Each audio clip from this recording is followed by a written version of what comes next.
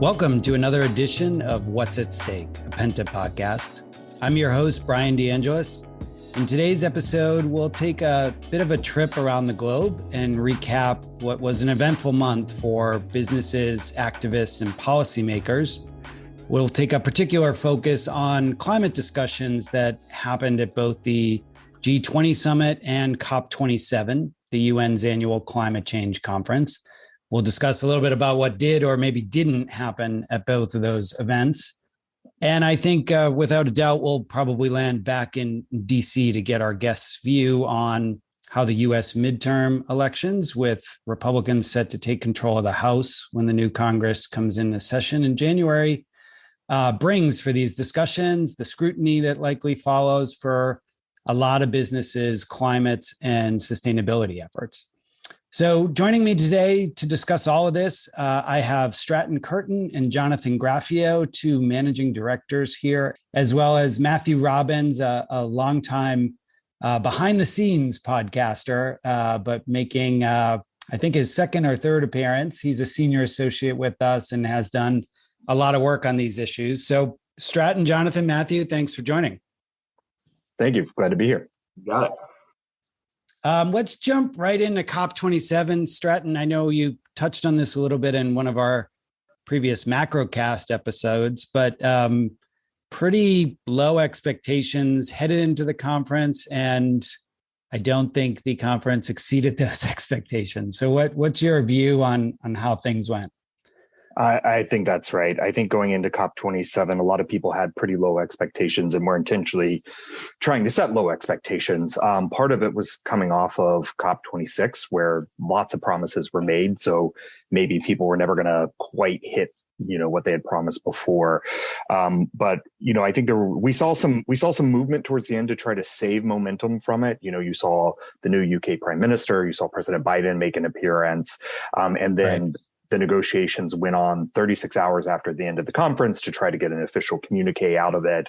And you saw a little bit of progress on what they call loss and damages, which is essentially paying for damages from climate change that's already taking place, not just mitigating it, and some recommitments to trying to stick to 1.5. But really, people were hoping that there was going to be language on agreeing to phase out fossil fuels entirely, again, building off of Glasgow, where they agreed to phase out coal. And frankly, the big issue at all of these conferences, but even more pressing now as we are seeing more, direct hits from climate change, was where is the financing for all of these? More than a decade ago, there was a commitment from the developed world to have $100 billion annually in financing for mitigation and adaptation for the developing world. And we've never once hit that $100 billion mark. I think we came close one time. But so there was really disappointment about that. And even the progress we did see on loss and damages, the big question, who's going to pay? How much are they going to pay? It wasn't answered. There was a lot of coverage about the show outside of the show, that the main event might have disappointed a little bit, but this has turned into, and we'll get Jonathan's take on this in a little bit, but a big moment for businesses where the surrounding events can be productive, or at the very least, depending, I guess, where you sit, can be a heavy lobbying blitz. What did we see kind of right outside of the conference? Absolutely. I think when sort of expectations for some of the sovereign countries are sort of set low, that sometimes puts pressure on both civil society and private businesses to actually deliver if countries aren't showing up. And so we did see them trying to step up, even though expectations were set pretty low. There were some groups like the We Mean Business Coalition, John Kerry, Special Climate Envoy, made a global methane pledge. And then as we've seen, both stateside and in Europe, continued commitments from fund managers to really start having more of an environmental focus in their funds. If not a divestment from fossil fuels, sort of a focus on transition from fossil fuels and helping to scale up clean energy investments. And then really sort of in parallel with COP, was a big announcement for Indonesia called the Just Energy Transition Partnership Indonesia, which was a pledge of $20 billion for Indonesia to help transition faster away from fossil fuels and towards clean energy. This builds on a similar announcement with South Africa last year. And I think what's really interesting about that is of that $20 billion, $10 billion is supposed to come from the private sector. So seeing the private sector, at least in terms of commitments, again, always need to make sure the money actually shows up, but the commitments are still there. Yeah. Let me get maybe your hot take on one thing that emerged, at least in the media coverage. So there was some discussion about whether they need to separate these two events moving forward. The event being the main stage event, and then kind of I think it's called the blue zone, the lobbying blitz that happens outside of it. But it seems like that outside event might have been a little more productive than the inside event. What's your thoughts going forward of whether the two need to be closely paired or whether some reform needs to be made there? This is just my opinion, but I think there is an implication that the two have to sort of move together in parallel because they help put pressure on each other, right? If sovereign countries show up and say, we're going to commit X amount of dollars, we're going to de-risk these investments so that the private sector can come in and scale up, not billions, but trillions, that then obviously helps the private sector move in and make those investments. And then vice versa, like we saw at this COP, sometimes when the sovereign countries don't show up and aren't pledging the dollars we need, private sector can still make significant progress, even if the US, EU, whomever else aren't actually showing up with the dollars and cents. So I think there's a real imperative for them to stick together. Although there's always a tension, with these things. There's never a feeling of enough access. We saw lots of complaints around this time. It's like, well, who's going to suffer the most from climate change? It's going to be the young people. How are young climate activists supposed to get to Sharm el-Sheikh, a resort town in Egypt in the desert, where hotels are very expensive, flights are hard to get by, access is actually restricted to the blue zone, as you mentioned. So that's always going to be a tension, but I think there's a real value in these things happening sort of in parallel tracks.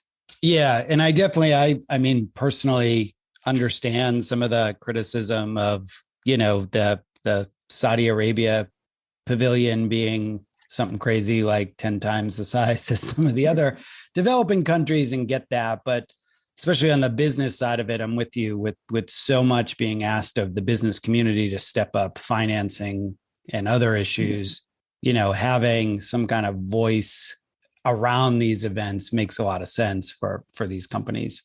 On that note, let me quickly jump to the other big international conference, the G20 summit. Obviously, this one covered a lot of issues from Russia and Ukraine and China, but also touched on climate a little bit. Any big, I shouldn't say a little bit, probably significantly, any big takeaways from the G20?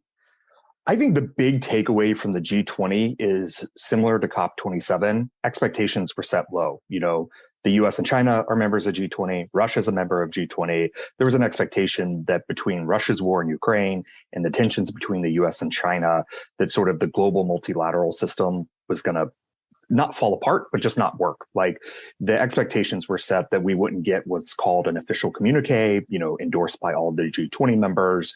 But really Indonesia delivered in a big way. It seems like they played their politics really well. They really focused things, I think, as I mentioned on the macrocast before, to try to avoid the geopolitical aspects, focusing on what are the economic implications and how, as the global community, can we come together to try to solve those. So they mentioned the war in Ukraine, but talk about the effects on energy prices, on food prices, and talk about climate, but again, the impacts on developing communities, the need for mitigation and financing. So really, Indonesia showed, whereas if COP was low expectations and maybe didn't even meet those low expectations, I think Indonesia in the G20 summit really exceeded them. Which is going to have momentum going for India as the president of the G20 now, and really has big global leadership plans.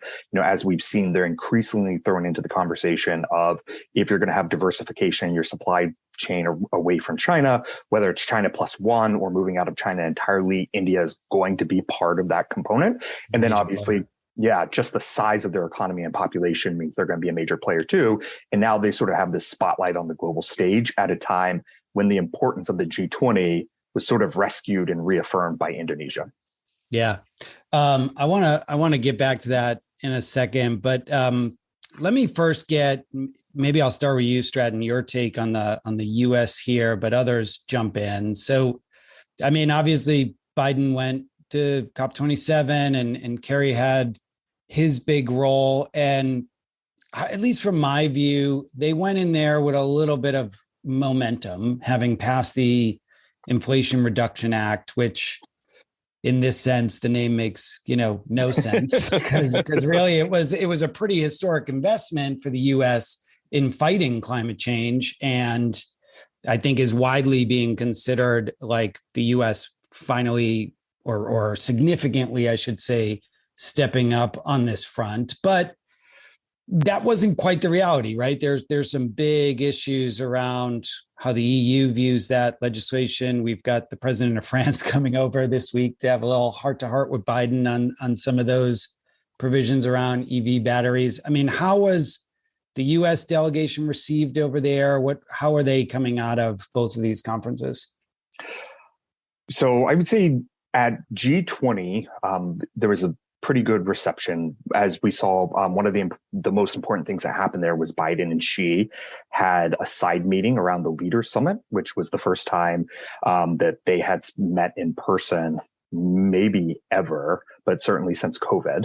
And then at COP, what I would say the interesting thing was, I think the way it was phrased was Biden and the U.S. delegation were received politely, but the real rock stars there was newly reelected President Lula of Brazil, who incidentally is going to be president of G20 after India. So somebody else to watch on the global stage. But back to your point on IRA, I do think it's interesting because it's created attention, particularly around electric vehicles, battery production, mineral production related to it because of domestic requirements that the IRA puts in place for North America. And I think the real concern here is that if you had to peg the two regions that are most aggressive on addressing climate change, it would be North America and Europe. And right now, there's a little bit of a wedge between them and a threat that these two blocks that should be working in concert together are actually going to start butting heads. We've already seen that, like you mentioned, this is going to be a main point of discussion with Macron, the first state visit of the Biden administration. And the Germans have been raising a lot of red flags about this already. Yeah. Jonathan, Matthew, let me bring you guys into this discussion. You're obviously following this closely for a number of clients, but you also wrote a piece right before, I believe we published it right before COP, around how the C-suite and especially CCOs need to be thinking about their own sustainability efforts, both around these events when a significant spotlight, I think, is put on those efforts, but even year round, having that story to tell around what folks are doing and understanding how that's going to play on the world stage, how it's going to play at home with stakeholders. And we'll undoubtedly get to it in a minute, how it might play with different factions of US policymakers here at home. Matthew, let me start with you. I know you did some analysis on kind of the attention these conferences get and what that means for companies. Tell us a little bit about what you found. Sure. Yeah. So as you alluded to, the spotlight on these issues and on these conferences is only getting bigger. So what we did was we took a look at all of the media mentions of COP25 and compared them with COP26. And what we found was that media mentions of COP26 were up 161% compared to COP25. And if you were just looking at the media coverage, that makes sense. There were significantly more journalists there. There were the policy debates and the deliberations over the final agreements that COP26 received major coverage. However, the fascinating thing was looking at COP27, coverage only declined slightly between COP26. And as we talked before, COP27 had much lower expectations in the public sphere than COP26. And the fact that coverage only declined slightly, it really shows just how much these international climate conferences have captivated both the public, but also the media. And just diving deeper into that media piece, we're also seeing that many newsrooms are substantially staffing up on climate journalists right now. Sure. So in 2018, for example, the Washington Post only had 6 climate journalists on staff. Now they have over 30. Earlier this year, Associated Press just announced that they're hiring 20 more climate journalists around the world. And you're also even seeing in the M&A space, a lot of smaller climate outlets being bought up by larger news organizations. For example, Politico buying Energy and Environment News in late 2020. Yeah. So we're seeing all around on the media end that the dynamics are that there is increasing climate coverage, there is increasing demand for climate coverage, and as a result, we are hiring more climate journalists. Yeah.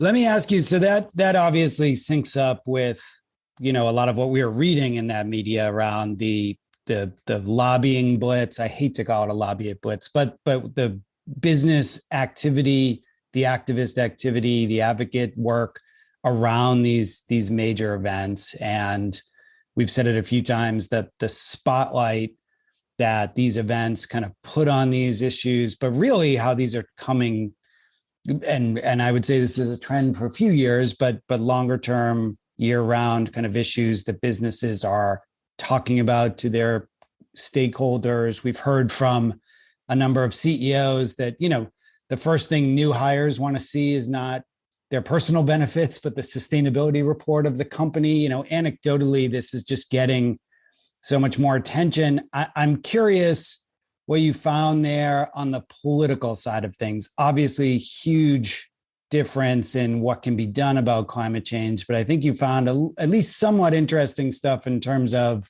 recognition around the importance of this debate. Sure. So using Penta Intelligence consistently conducts surveys of U.S. congressional and government staff. Mm-hmm. And what Penta Intelligence has found is that over the past just year, there have been substantial shifts in the opinion of Republican staffers and the decision makers on climate change issues, and specifically on how important a commitment to environmental responsibility is. So between 2021 and 2022, of the amount of Republicans who said that it was extremely important that organizations respect environmental responsibility went up from 7 to 17%. Correspondingly, the amount who said it's not important at all fell from 26% to 10%. So we're seeing that there is a massive shift going on right now in terms of Republicans believing that there needs to be at least some commitment, there needs to be some understanding, and there needs to be some action on environmental responsibility. Now, again, this doesn't mean there's not agreement between both sides of the aisle. Yeah, right. What to do about the climate. There's still a lot of different policy disagreements there, but we are becoming unified increasingly on that there needs to be some action around this issue, whatever that action may be. Yeah, Jonathan, jump in there, because I think we all know, and our listeners know, the numbers that Matthew said aside, although encouraging, like there's humongous gulfs between not only the two parties, but I would even say within the parties themselves on what should be done to address climate change, what role businesses should play in addressing climate change. And so let me start there. If you're a CCO and you're seeing some of those numbers Matthew just cited of, yes, Republican staffers and policymakers are considering this a more important, dare I say, urgent matter. How do you advise folks to approach those offices, have those conversations? What is that looking like? So I think context is important here. First of all, it's like, yes, there are softening attitudes towards doing something about climate change on the Republican side. But like Matthew said, the baseline matters here. It went from 7 to 17%. That's a big jump, and that's significant. And that's just the very important category. So underneath that, there was also significant movement where, for example, Republicans said it's maybe not very important, but important. So there was movement across. I don't mean to diminish that, but I do mean to put it in perspective. Sure. And you always have to take the political context into consideration too, especially here, from more U.S. viewpoint, looking at what just happened in the midterms, to me, there were a couple of big takeaways. Republicans performed well below expectations overall, but Ron DeSantis shined. And his whole message was built on an anti-woke, anti-ESG message. Maybe not his whole message, but certainly one of his very top things. And very high on his list. Yeah. Yeah. I mean, he saw the opportunity there, and he took something that was very obscure for most people and still is very obscure for most people. ESG, what does that mean? But he put a face on it, and, he battled against Disney on different cultural and social issues and put it all into that bucket. And so the danger here is that efforts that businesses make to talk about their efforts on the climate front gets lumped into kind of broader anti-woke, they're just, virtue signaling, that kind of thing. And so what do we take from that?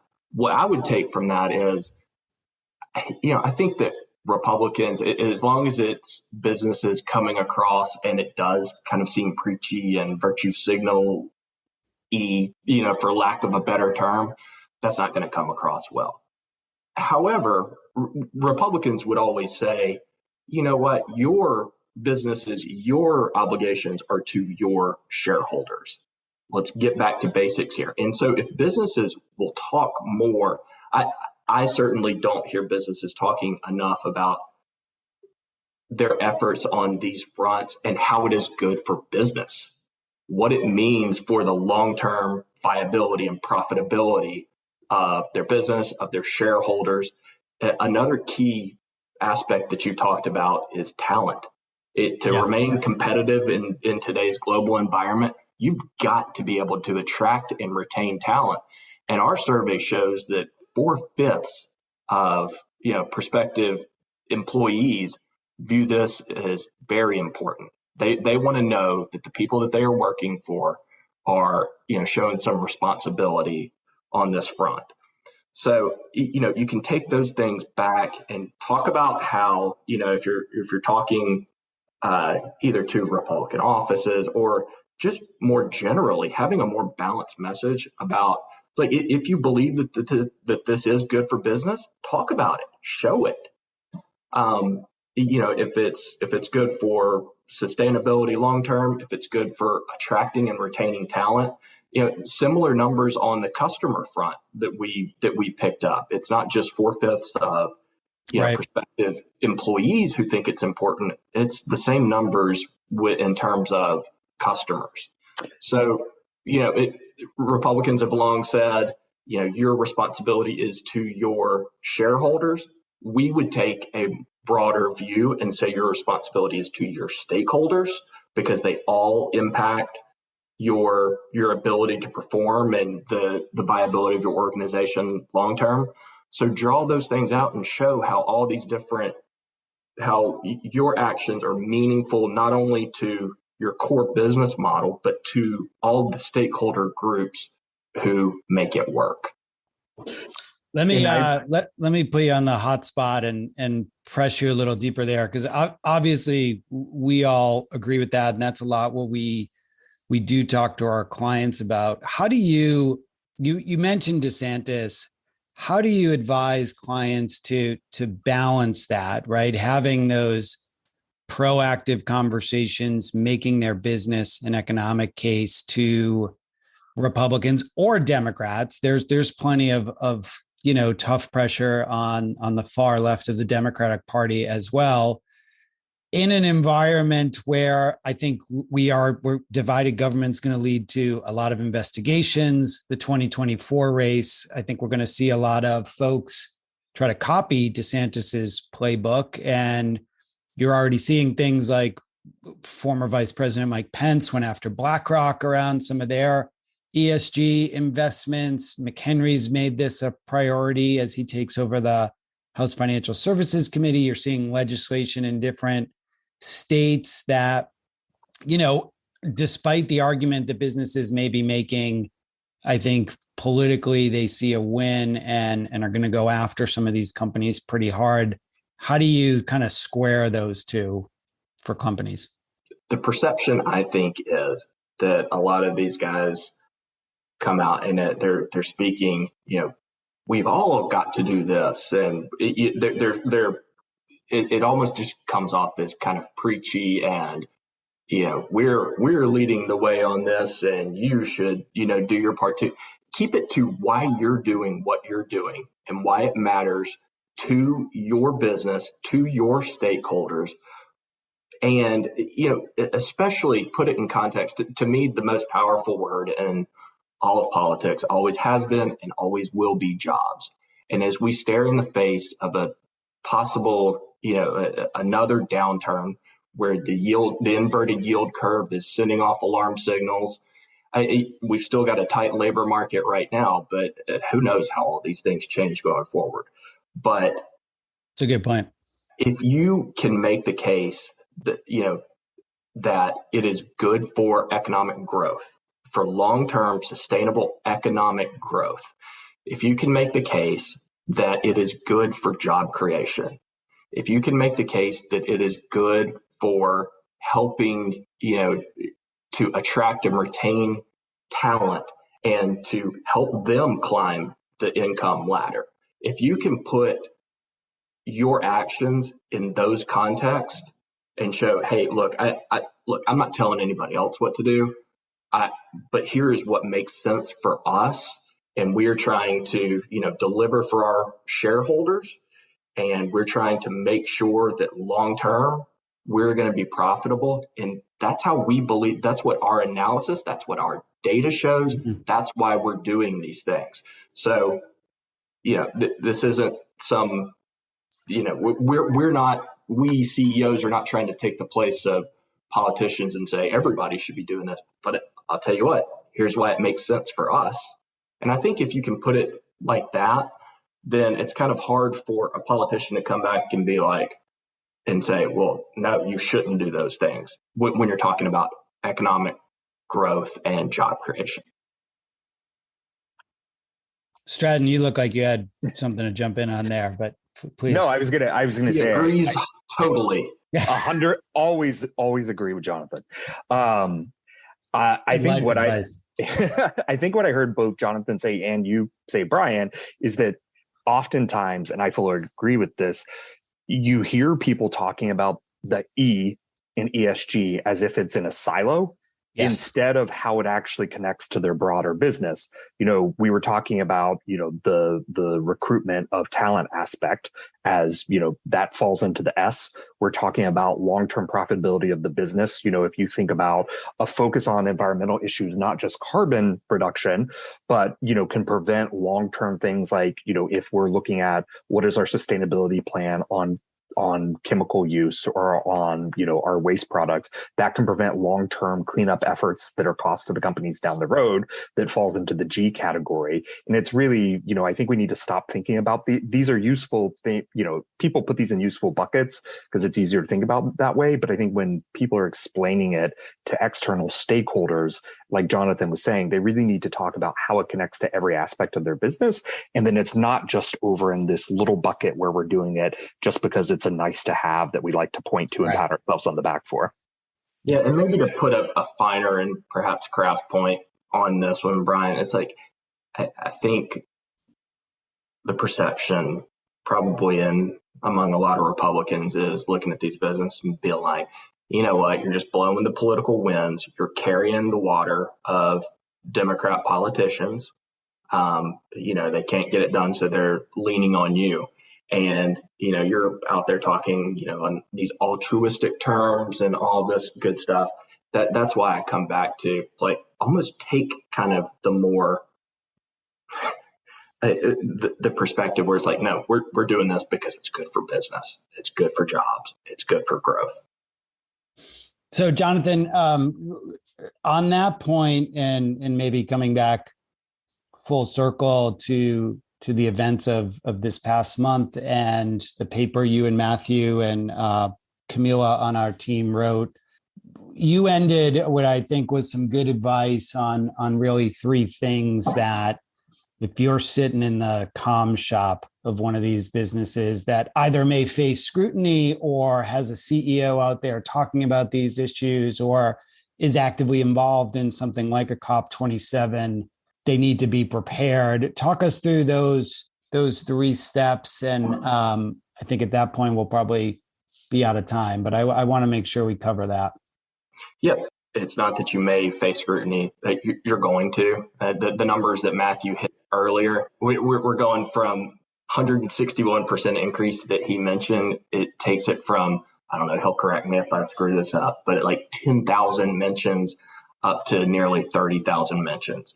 That's significant. So you're going to face scrutiny. And so we think three things. One, you need to measure, you need to understand and have the right tools to understand how you sit with all of your, reputationally with all of your various stakeholder groups.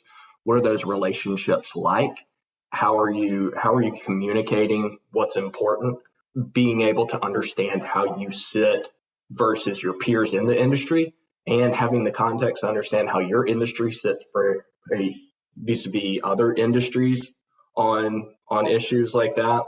So you want to be able to measure those things first. And it's important for the C-suite that a problem for the C-suite is not that they don't get enough data. It's about getting the right data and chopping it up the way that we do for our clients in those terms, by stakeholder groups, by issues. The comparisons by industries is extremely useful and actionable. The second would be messaging. So you want to measure, you want to message, and